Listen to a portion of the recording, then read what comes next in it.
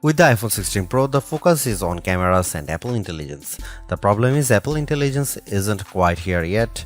We can test some features in the developer beta that's currently available, but that's not necessarily the same as the experience the public will get when the update rolls out in October.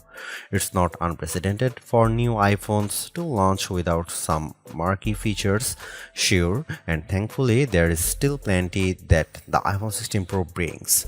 From camera control, the fusion camera, and other video related updates to slightly bigger displays and iOS 18, the iPhone 16 Pro and Pro Max are intriguing successors, even absent the wanted intelligence features that are still to come.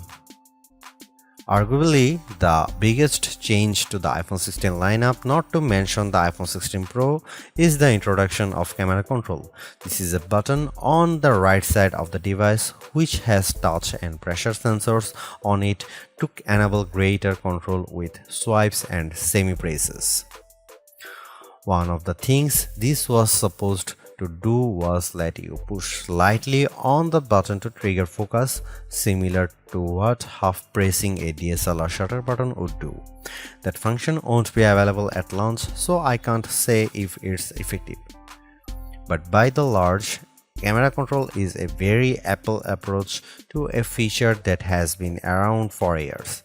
From phones by Sony and Nokia with dedicated shutter buttons to Android handsets with hardware-based double-click shortcut, the notion of quick access to your camera without having to fudge with the screen is a popular one. For good reason too.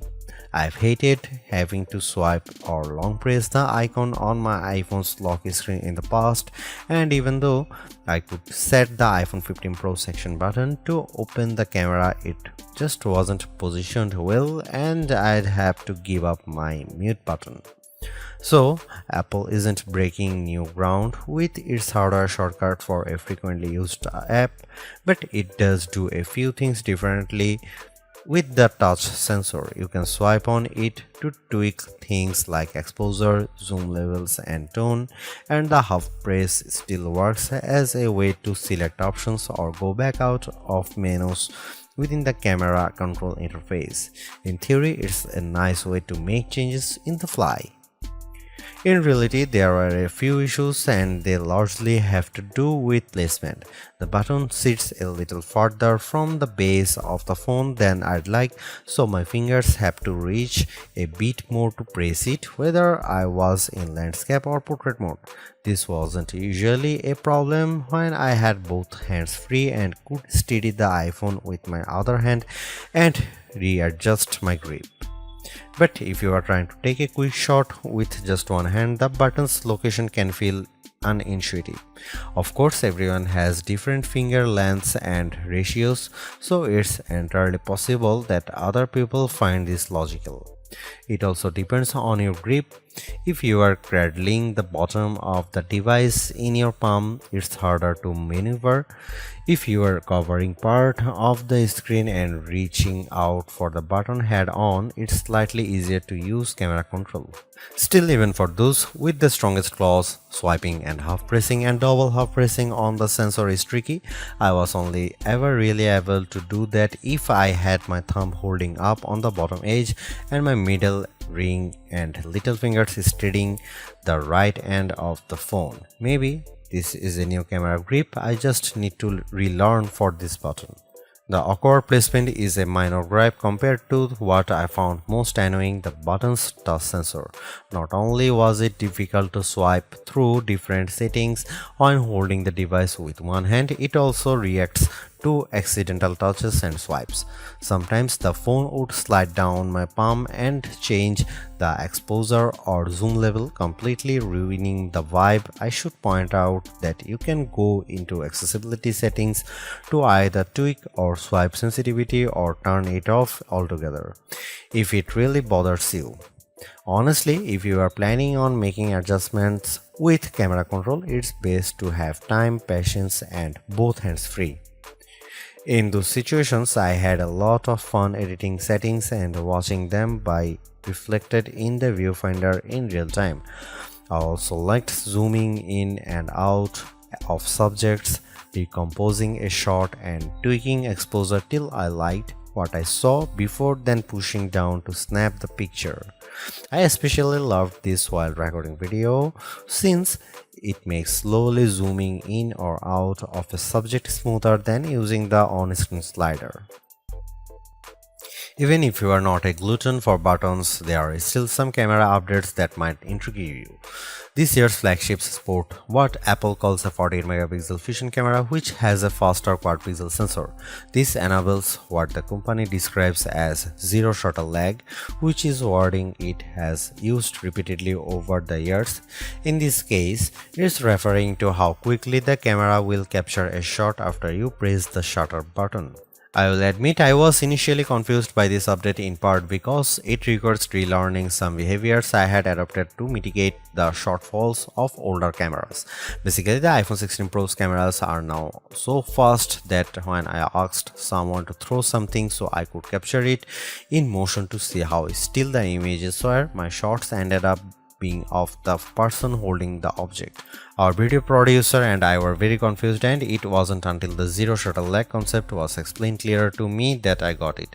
I had become used to pressing the shutter early since cameras, in my experience, would be fractions of a second slow. Apple has become so fast that it actually captured the literal moment I tapped the button instead of the split second after when the object was in mid-air. Depending on your mood, the new photographic styles can be fun or serious. Apple's tweaked the built-in camera filters to not only offer more options but give you greater control. Due to how the company has refined its processing each year, there is also an improved depth map captured when it detects a face in the scene. This, combined with a greater focus on color science around skin tone, has led to what might be my favorite new iPhone 16 feature. Whether I shot them in portrait mode or not, photos of people what I took using the iPhone 16 Pro were a dream to edit. Simply switching between the standard, natural, luminous, quiet or ethereal styles already resulted in improvements to be colors and shadows, but I could also tap on each thumbnail to access the new editing touchpad and drag a dot around. This let me more precisely tweak the hues and contrast levels, and an additional slider will let me adjust how warm the image was.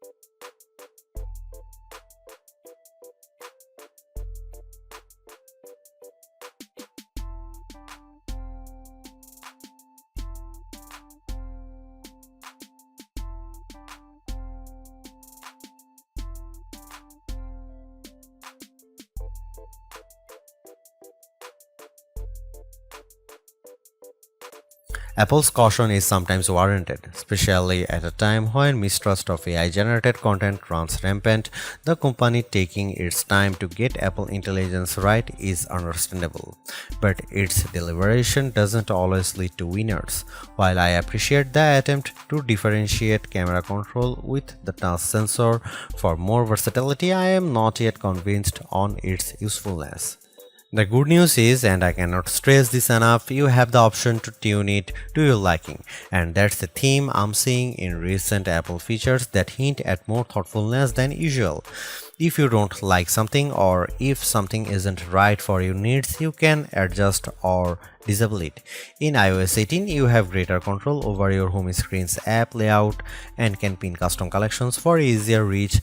In the Photos app, the action button introduced last year could have been a spectacular fail had Apple not let you still keep it as a mute switch, but it managed to give people more functionality while maintaining the status quo for those who are just as resistant to change.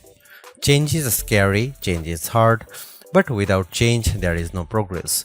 Apple's cautious approach is a tricky balancing act that's evident on the iPhone 16 Pro. Some new features like audio mix and custom routes in maps delivers mixed results, otherwise like photography styles are hits. Then there are the basic ingredients like good battery life and durable, attractive designs that Apple cannot neglect. The iPhone 16 Pro's subpar battery life holds it back from beating the competition, which is stiffer than ever this year, especially from Google. Luckily for Apple, most people who have iPhones are going to stick with iPhones. It's just easier. For those already sucked into the ecosystem, the iPhone 16 Pro are worth the upgrade from a model that's at least 2 years old. If you already have an iPhone 15 Pro, for the sake of our planet and your wallet, you might prefer to hold off on upgrading, especially since this year's devices aren't that much different.